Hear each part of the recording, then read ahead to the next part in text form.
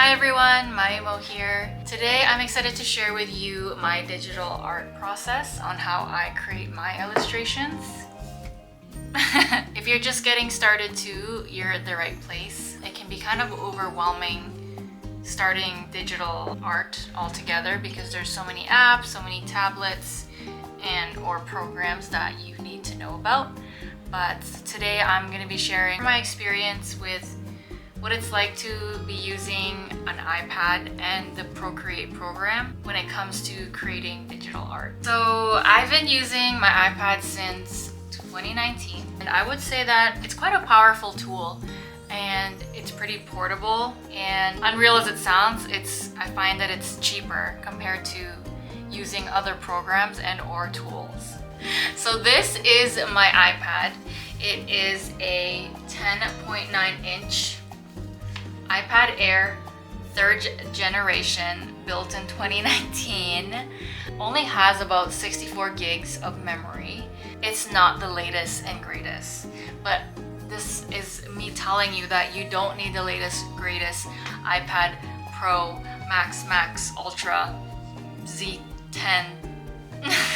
You can just get, honestly, a second-hand iPad. So if you're gonna decide on kind of getting an iPad and you want to use it for digital drawing, I do suggest the Procreate app is compatible with most iPads. I'll pull up the list right here, and it goes from as old as the iPad Air 2, iPad Air 3rd and 4th, 5th generation, which is basically where I'm at, and goes all the way up to the latest models. I know that most Apple products are quite expensive, but you do not have to get the latest one. Just look at this list again and see which one actually fits in your budget, and you can get it secondhand. You can go to Facebook Market, you can go to eBay, you can even find it on Amazon, and they have sales quite frequently. Best Buy, anywhere will have a refurbished or a reseller, and you can just get it within your budget. My second digital art tool is the pencil, Apple Pencil. This is actually the 1st generation, as in the very first Apple Pen. And I've had it for so long and it's still working. You do not need the latest one, but this 1st generation pen is cheaper compared to the other ones. It's still compatible with a lot of the models. The way this Apple Pencil works is this end part comes off, and that's actually how you charge it. And there's a couple ways to charge it. Either you grab your iPad and you charge it at the very end where your iPad would charge. Now it's a little popsicle. It's not the most safe feeling, to be honest, but I've been dealing it for the last 5 years and nothing bad has happened so far. You can charge it like that, or you could also charge it using your iPad charger. The pen actually comes with this little nub here, which I've attached via a little silicone thing, and that's how you charge it. You connect it to the end here, and then that end goes to here. This 1st generation pen is compatible with these guys here. The difference with my pen and the newer ones is it's USB-C. This is Lightning. So I'll show you on the screen the newer one, Apple Pencil USB-C, which is compatible with only the 10th generation to the most recent. And then of course the 2nd generation Apple Pencil, which can charge via magnet onto the iPad. If the Apple Pencil, both 1st and 2nd generation, are too out of budget, that's completely fine. Get an off-brand one, which is not bad at all. They have really good reviews on Amazon. And actually my friend has it and she's been using it for as long as I've been using this pen, and she's had no complaints about it. If it's something you can try, you can always return it if you don't end up liking it. Personally though, I would go with their actual pen because I find that it's very reactive, and I don't know, I've been happy with it. The Procreate app is the 3rd tool I use for digital art. It looks like this. I love this app. The thing thing about Procreate, first thing, is that it actually only works with Apple products, so an iPhone and or an iPad. I don't think it works on a MacBook. The other thing about it is it's gonna sound pricey, which is $17.99. When I bought it back in my day, it was only $14.99, but this is how inflation works. The good thing about it is it's a one-time payment and it is not subscription based. So don't get too discouraged, you're paying it one time. And the other good thing about it is if you're an Apple user and you have family sharing, you can just download it if somebody in your family has already bought it, or a friend, and they can just add you to their family so that you can download it for free because, well, they already bought it. You can share it among whoever is in your family circle. Procreate app itself, like the software, is pretty user-friendly from my experience. I was able to learn things pretty quick. The interface is simple, there's not too many things distracting you on the side, and you're kind of just focusing on your blank canvas. If there was other features, other effects, other brushes that you want, there's plenty of tutorials on YouTube to help teach you on how to navigate Procreate.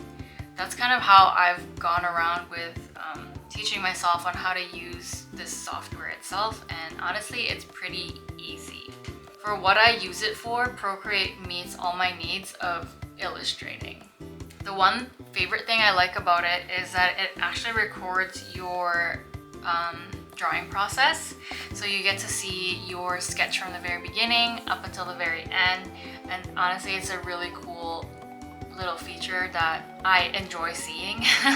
And I'm sure you would too as an artist yourself. Those are the main three things I used for my digital art. Some like random little miscellaneous things that make it easier to do is my screen protector.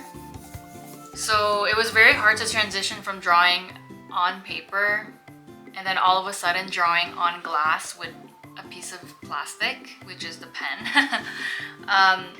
It was initially really hard and I tried to get used to it. However, it was still weird. So what I did was buy this screen protector, paper-like, and when I draw on it, it does significantly change the feeling of drawing. Oh yeah, the only downside of the paper-like screen protector is that it will rub down the tip of your pencil. I've had this for about a year and it's still pretty much working, but I do see the wear and tear of the tip of it because I do generally press hard, so you might see the big difference of it burning down. The good thing is it does come with tips and you can buy replacement tips online. Another thing I bought are these like little doodads. This is really old. I'm sure there are way cuter little doodads that make it easy to have your little gadgets. Again, first generation had too many moving parts. I guess just to close it off, why did I choose Procreate and the iPad as my form of digital art? For me, it's very simple, easy, and portable. As you know, I still work part-time at the hospital, so I find that having this iPad is a lot more portable than just me bringing a bunch of pens, erasers, and my watercolor to work. So it's very convenient. Even when I'm traveling abroad, or if I'm just going to the library or going to the coffee shop, I just grab my iPad and I can just draw there. It's very simple. And if I compare that to big tablets, it's not as easy. You know, the newer tablets these days are very big and clunky, and I just can't picture myself bringing that around into work during my break or bringing that around when I'm traveling. It's just so convenient just to have a little iPad and just going. What I really like about this is I'm not a desk girly. Like, I cannot sit at a desk for longer than 3 hours. So I love just drawing on the couch or in my little beanbag chair with Miyu and Kira. It might be shrimp posture, but it's like a nice little break for me to just draw comfortably in my jammies, covered up in blankets. And I actually really like Procreate because, again, it's not subscription based. A lot of the other digital art tools tools are subscription based, whether that's Adobe Illustrator or Clip Art Studio. I think it's a base subscription of about $30 a month, and that's a lot. As just a part-time freelance illustrator, I don't think it would be worth it for me. And the other thing is, like, because I have a MacBook, it's easier for me to transfer my files and just airdrop it, and then I can edit anything I need to on my MacBook and or send it to print it at the print shop or put on t-shirts, etc, etc. It's just really easy. Yeah, it's just convenient, powerful, simple, and it does everything I need it to do. So yeah, that's all I use for my digital art tools: my iPad, Apple Pencil, and Procreate. If you're interested in starting digital art, these are, I feel like, the most beginner friendly and the most portable. You can bring it anywhere if that fits your lifestyle. And anything I mentioned in this video that you might want for yourself, I'll leave it all down in the description below. I am probably going to use my iPad and my pen until they just shut down on me, or until Apple stops supporting my model. But otherwise, honestly, for my lifestyle and what I'm using it for, this is good enough for me. If you enjoyed this video and you liked it, don't forget to like it and subscribe, hit notification bell, all that jazz. And that's it. I hope you get to start your own digital illustrations. If not, I'm not sure why you're here. Thank you so much for watching. I will see you guys next time. Bye.